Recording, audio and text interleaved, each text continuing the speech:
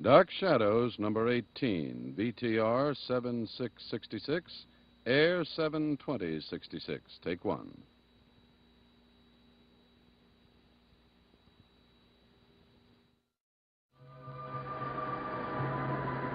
My name is Victoria Winters. My past is still a mystery to me, but my future is bound to the great house on Widow's Hill.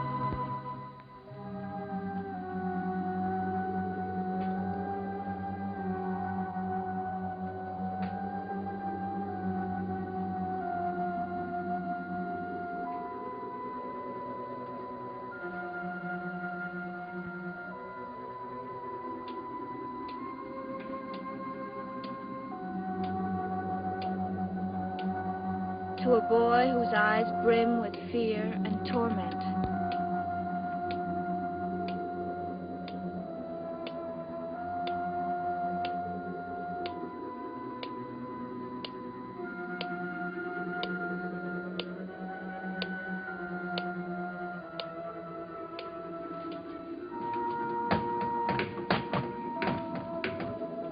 To the strange sounds and lonely echoes of a small room, filled with the memory of long dead years.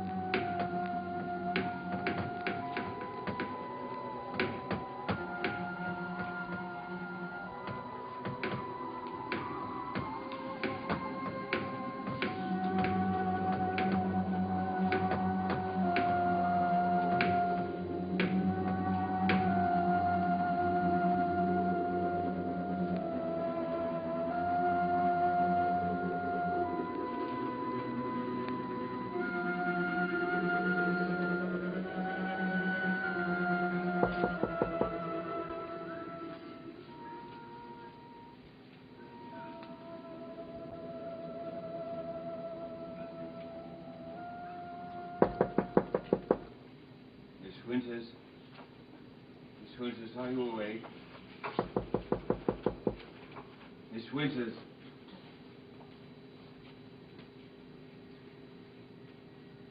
Who is it? Roger Collins. I hate to disturb you, but I have to talk to you. It's very late. Well, I know, but it's very important, please. I'm not dressed. Well, I'll wait for you downstairs in the drawing room. Please hurry.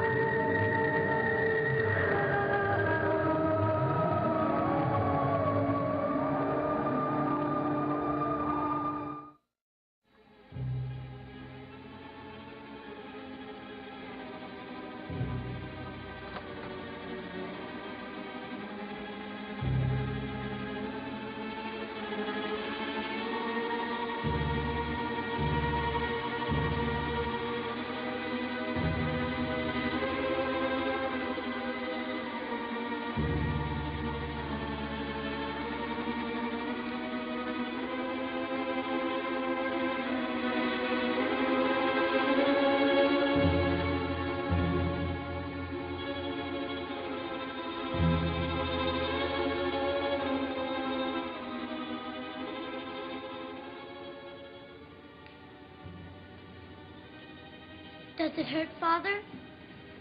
David, what are you doing up so late? I couldn't sleep. Worried about me, I suppose. Yes. I wanted you to know I'm sorry. Sorry for what? That I survived? Oh, all right, David. That was a bit cruel of me. Please accept my apology.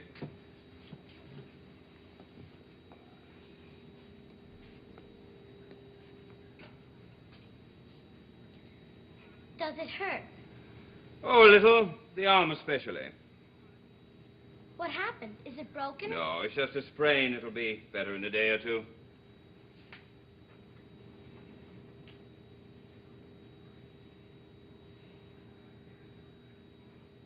right, David. Is there anything else? Why do you want to talk to Miss Winters? Well, now, that's not your affair. It's about the accident, isn't it? You think she knows whose fault it is? Well, what makes you believe that I think it was anybody's fault? I know. I know you said someone fooled with the brakes, and that's why the automobile crashed. I know something else, too, young man. I know that I don't like little boys listening at keyholes. I wanted to find out what happened. Well, all right, so now you know. The car ran off the edge of the road. I sprained my arm and cut my forehead. Now, you run along to bed. Do you know who did it? David, I have no patience for this. You were almost killed. Don't you think I have a right to know? The only thing you have any right to know is that it's past your bedtime. Now, get up to bed right now. You don't even care if I am sorry. Just go to bed and leave me alone. That's all I care about. Well, maybe I'm not.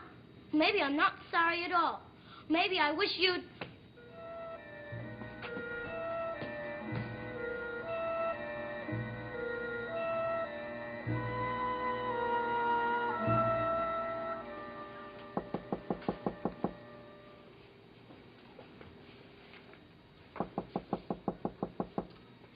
Mr. Collins, I told you I intended to come down as soon as I...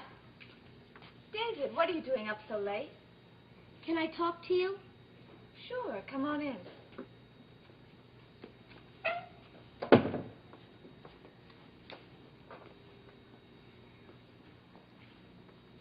David, I don't have much time. Your father's waiting for me downstairs. I know. I just saw him. Well, he's all right, isn't he? Sure, he's all right. Then what's the matter? I tried to tell him I'm sorry, but he wouldn't listen. Is that all? He yelled at me and told me to go to bed. David, look at me. Your father was almost killed. I'm sure he must be very upset, just as you are. I wanted to apologize, that's all. But there's no reason for you to apologize. Believe me. I know what's bothering you. You told me you said you wished your father would die, and he almost did. Now you think it's your fault. It's not true. It's not my fault. And I had nothing to do with it. Then why are you so upset? You don't believe me, do you? Nobody believes me. David, no one's accusing you of anything. No one but yourself.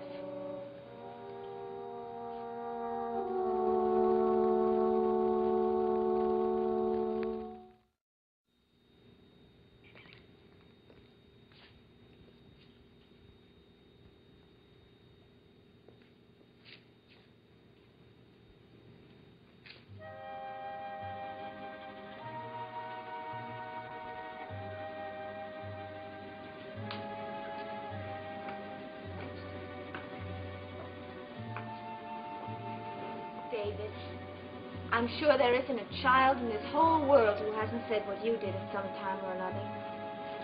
It's nothing to be unhappy about. Can't you understand that? Just because you said you wished he was dead doesn't mean I had nothing to do with it. Then why are you so upset? David, if your father shouted at you, I'm sure he didn't mean it. Just as you didn't mean what you said. David, I think you better go to bed now.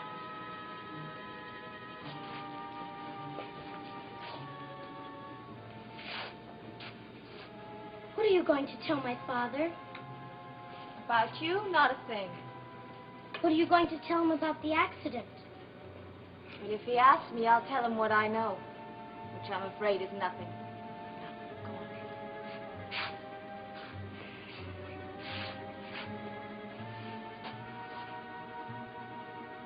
David, I have no more time.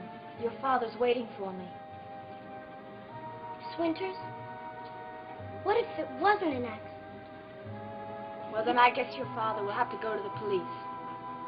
And what will they do? Whatever police do. Try and find the person responsible and arrest him. Would they put him in jail? If he's found guilty, he should be put in jail. And now you should be put in bed. Go on, David.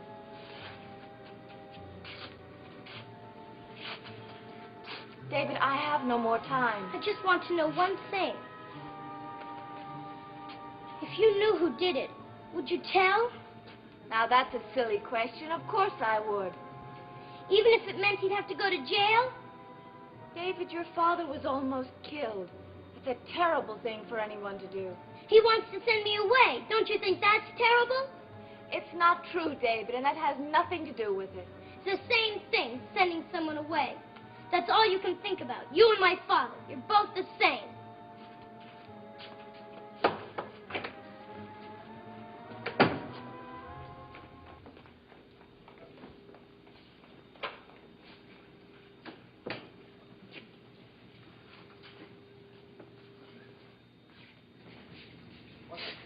I'm afraid my son's emotional state doesn't concern me at the moment. I know that may sound callous to you, but what does concern me is that a man wanted me to meet him in town, knowing that I had to use my car to get there. I drove my car earlier today, Miss Winters, and the brakes were in perfect condition. When I went to keep the appointment, they failed. Do you know why they failed? Yes, and I also know why and who caused them to fail. But knowing it and proving it are quite different. That's why I wanted to talk to you. How can I help? You said you saw Burke Devlin standing in my garage earlier in the evening. Yes. He was looking at the car. Is that what you said? Yes, he told me he was thinking of buying one like it. He could scarcely have told you that he'd been tampering with my brakes, any more than he could tell me that his suggestion that I meet him in town was an invitation to an accident. Are you sure it was Devlin? If I wasn't sure, I wouldn't be bothering you like this. I know it's late, and I know you're very tired, but it's very important that you remember everything that happened when you saw Burke in the garage. Well, I went to the station wagon to get some timetables. I was told they were in the glove compartment. Yes. And I heard a car door slam. Are you sure it was a door? Well, I think so. Why? This is a sketch of a part that was removed from my car. Now, it's called a bleeder valve. Now, that doesn't mean anything except that Devlin lifted the hood of my car and removed this part from what they call the master brake cylinder. Well, I'm afraid I don't know enough about cars. All you have to know is that this part, without it, it would cause the brakes to not function in about 2 minutes. Now, about this sound that you heard, could it have been the hood slamming down instead of the door? I suppose so. Mr. Collins, would you need a special instrument to get that out of the car? Oh, a pair of pliers, that's all. Even a child could do it. A wrench? Yes, why? Well, when I went to the garage to see who it was, and I saw Mr. Devlin standing there, he was holding a wrench in his hand.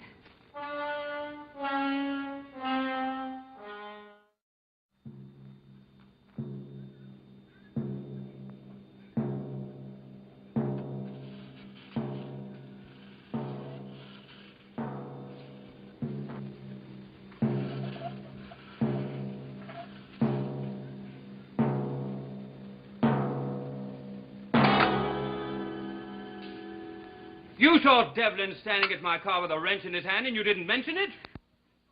The man told me he'd found the wrench in the car seat, and well, there was no reason in the world not to believe him. Do you still believe him? Look, I was going to say something about it to your sister when I came into the house, but then, as I said, it seemed so silly. And when I heard how friendly Mr. Devlin had been, well, I guess I just forgot about it. Even after you heard about this so-called accident? Well, I didn't know it wasn't an accident until you told me about this valve thing. Well, for your information, Miss Winters, I drove the car earlier today and I did not leave a wrench on the front seat. Nor did I return to the car and put one on the front seat. I'm so sorry. I suppose I should have said something, but... Well, is there anything I can do to... There's a great deal you can do. Please sit down.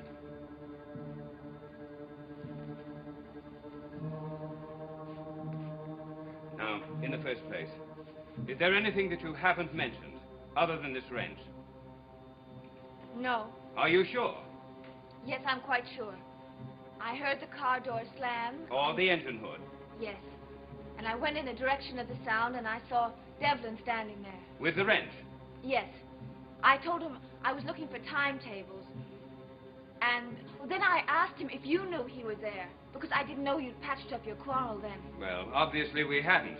What did he say to that? Well, he said that you didn't know, but that you wouldn't mind. And then he told me that he was looking at the car because he was thinking of buying one like it. Was he holding the wrench all this time? I don't... Wait a minute, I do remember. He threw it on a workbench. Yes, that's probably where he'd gotten it from. Now, about his hands. Were they dirty? I don't know. I don't remember. Well, now, this could be very important.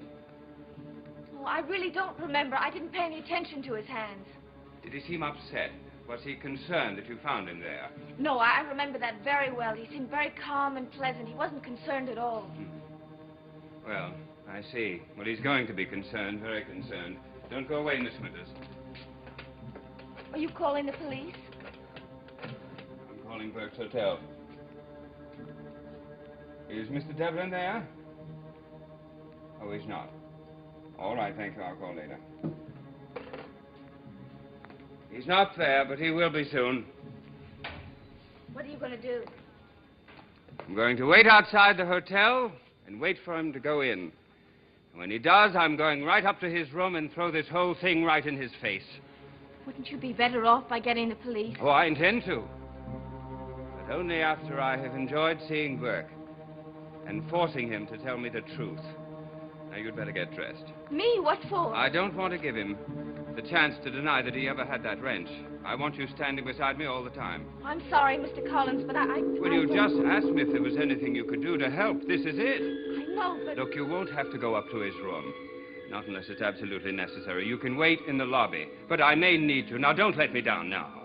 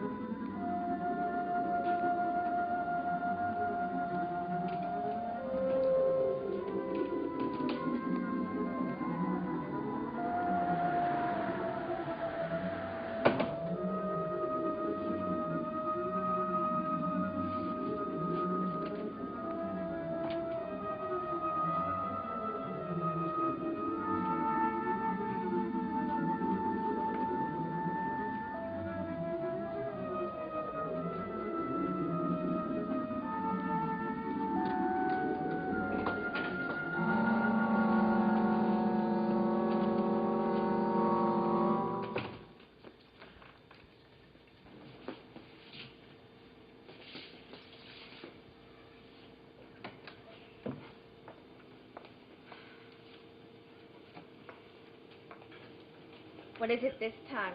Another present?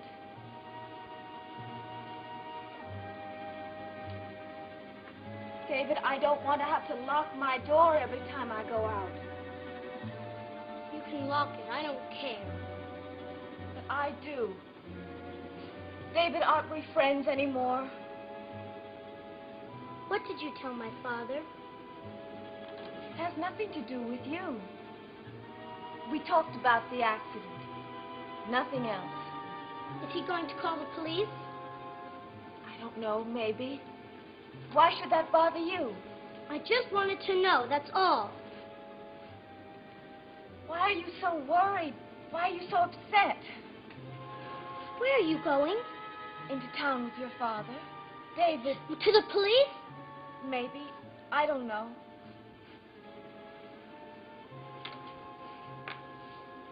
David, how can we be friends if you won't tell me what's wrong? I don't want any friends. All right. We'll talk about it in the morning. I wrecked a car. What? One of my models. I crushed it and threw it out the window. That was a silly thing to do. Why don't you call the police and have me arrested? Because it's easier to buy you a new car. Why can't he buy a new car? Why does he have to call the police? David, I think you're just too young to understand. I understand, all right. I know it. I thought I told you to go to sleep. It was my fault. We were having a little talk. Can't it wait till morning? I was wondering what had happened to you. He's very upset. Well, he'll be more upset if he's not asleep in 10 minutes. Now get in that bed right now. Don't you glare at me, young man. I'm in no mood for your nonsense. Are you ready? Just as soon as I get my coat. I'll meet you downstairs. Please hurry. Good night, David. Try and get some sleep. I hate him.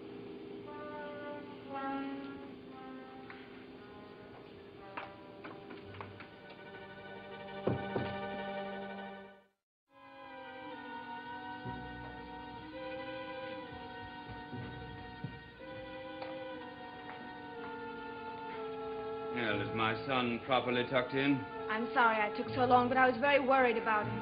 Well, spare me the details. I'm only concerned about my own problems. Are you ready? I should think he'd be one of your problems, too. Not tonight. Tonight, I'm only interested in what happened to that car. And it doesn't involve David at all.